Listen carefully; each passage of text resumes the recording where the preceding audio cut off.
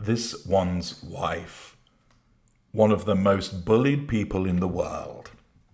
Hello, I'm HG Tudor. As part of understanding narcissism, it's important for you to understand that the narcissist has a victim mentality. All narcissists have this mentality, but it is certainly more prevalent with certain types of narcissists compared to others. And the ones that have the largest victim mentality are the mid-range narcissists. This covers lower mid-range, middle range A, middle range B, and upper mid-range. Of those four sub-schools, the ones that have the largest victim mentality are middle range A and middle range B, the two most passive-aggressive sub-schools.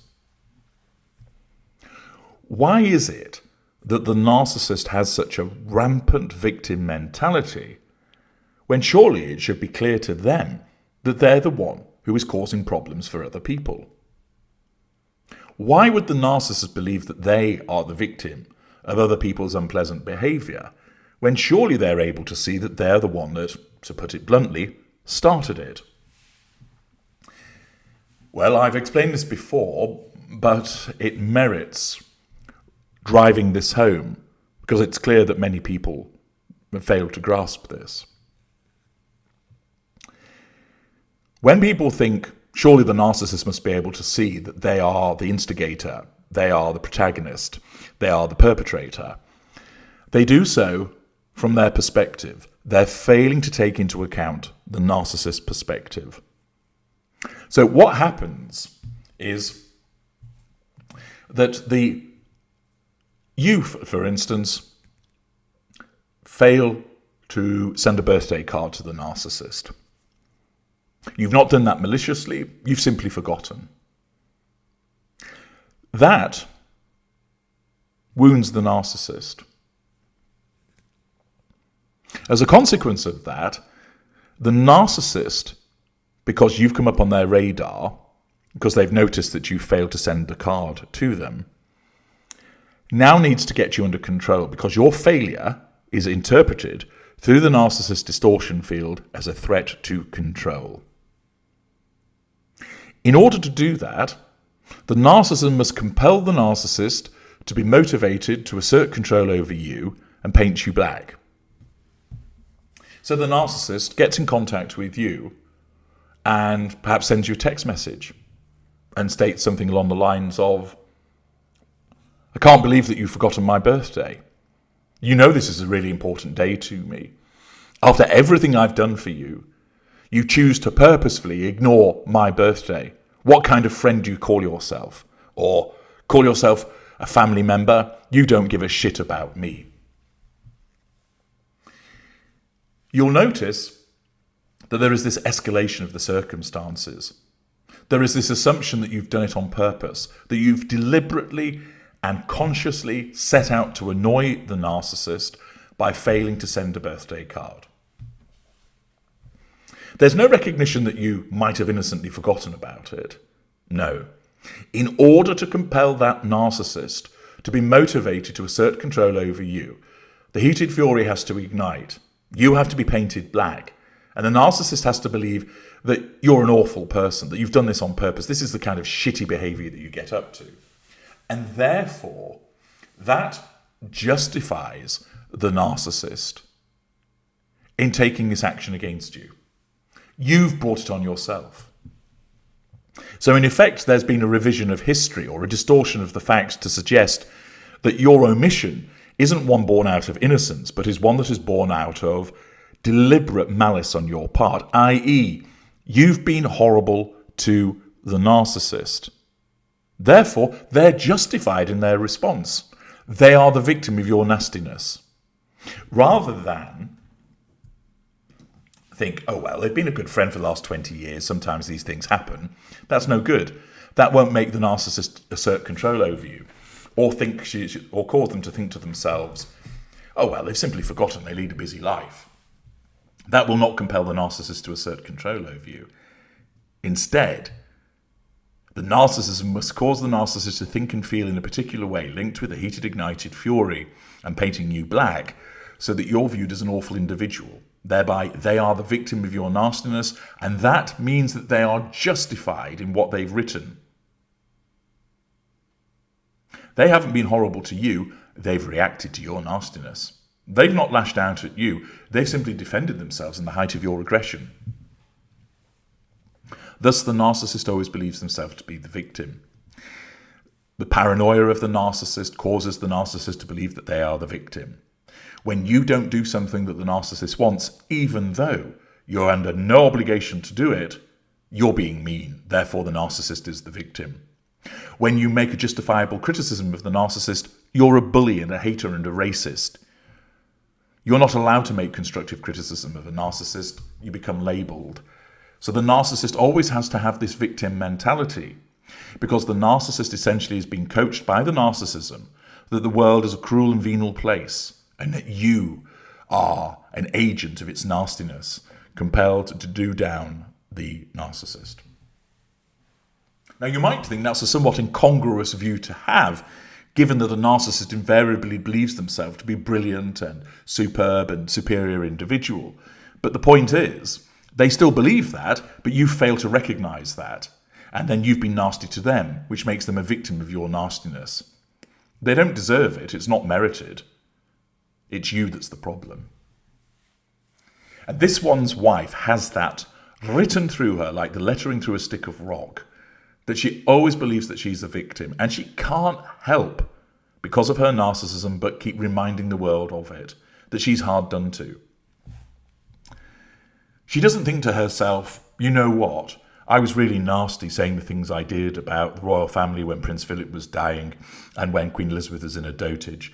Do you know what? I've been an absolute grade A shit to my dad because he's been unwell and I've not bothered with him in years. You know what? I've been a complete turd to my half-siblings in the way that I've dealt with them.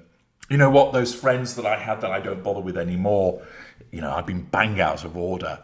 The staff that I shouted at and bullied and been like a dictator in high heels, you know what? They've been the victims of my awfulness. She never ever thinks that way because the narcissism never allows her to think that way. They caused the problem for her. They haven't supported her. They speculated about the skin colour of her child, so they're racist. They made her cry. They bullied her. They didn't do what she was required. They didn't understand a direct female. They couldn't cope with an empowered feminist explaining how it's done. They're the problem, she's not. She's the victim of their idiocy, their frustrated venom, their cruelty, their lack of kindness, whatever it might be. And again, because she's a mid-range narcissist, we get subjected to this mealy-mouthed, wanky, pathetic victim mentality. And she's been up doing it again. Jessica Green reports for the Mail. This one's wife surprised a group of children and teenagers last week as she joined them for an afternoon of games and crafts. The Duchess of Sussex visited Girls Inc. of Greater Santa Barbara to help with a new digital wellness program called Social Media U, assertion of control over tertiary sources, facade management. Girls Inc., an American non-profit organisation which encourages girls to be strong, smart and bold, is partnering up with #HalfTheStory, a non-profit dedicated to improving the next generation's relationship with technology, to launch the program across the States. Larissa May, the founder of #HalfTheStory, took part in the event alongside the Duchess and Girls Inc. CEO Stephanie J. Hull as they celebrated the collaboration. We did an activity where we talked through a bunch of scenarios, and this one's wife talked about being one of the most bullied people in the world, May explained. There we are. Rather than talking to people and asking them about their experiences and being supportive, she has to make it all about her. She has to ensure that she is seen as the victim. She has to ensure that people realise that she is the one that has been bullied. And of course, commensurate with her grandiosity, she's not just been bullied, but she's one of the most bullied people in the world. What she fails to recognise, and actually there are quite a number of people who fail to recognise this, is that a legitimate criticism of somebody is not bullying. Pointing out that somebody has told a lie isn't bullying then. It's exposure. Pointing out that someone has behaved in a reprehensible manner is not bullying. And for this one's wife and other people, where they have been criticised for their bad behaviour, for their lies, for their revisions of history, for their porky pies, for making things up, for their exaggerations and embellishments, they then turn around and go, "Oh, I've been bullied." You haven't. There are some people who claim that the person has been bullied. They don't actually understand what bullying is. If you think someone being exposed as a liar is bullying, you don't understand what bullying is. And thus, those individuals are not necessarily narcissists. They're just people that don't understand the English language properly. But somebody like this one's wife, when she says this, "Oh, I've been so badly bullied." What? When people have pointed out that you're not a very nice person. Now, there are individuals that engage in a form of bullying towards her because they repeatedly criticise her in an ad hominem way. They exist. You can see it on X, for instance. But the majority of criticism that appears in the mainstream media and across social media and YouTube videos, etc., is legitimate criticism of the behaviour of this one's wife, based upon evidence demonstrating the way she conducts herself. But of course, she interprets that as being bullied because her narcissism tells her. Because her narcissism essentially says to her, "This one's wife, you're wonderful and kind and empathic and you do all of these lovely things, and yet people criticise you. They lash out at you. They point out that you tell lies when you don't. They say you revise history when you don't. They say that you're awful towards your family when they don't understand." The fact is that this one's wife's narcissism will always make her believe that she's the victim, and it means that she turns up at events such as this one and cannot help herself but make it all about her and bang on about the fact that she is the one that has been bullied. It's the pathetic nature of the individual that she is. It's the pathetic nature of her as a mid-range narcissist. And rather than make it about the children or the organisation, she once again demonstrates her narcissism clear as day. It's about me. It's about me. It's about me. Because after all, I am the one. I am the person that was one of the most bullied people in the world. She thinks it makes her relatable. That's what her narcissism tells her. Her narcissism says, you are the victim. Tell other people about what it's like to be a victim, because then you're relatable. What's really happening is she's asserting control over them, drawing fuel by way of sympathy, and playing the victim once again, because that is central to who she is as a narcissist. I'm HG Tudor. Thank you for listening.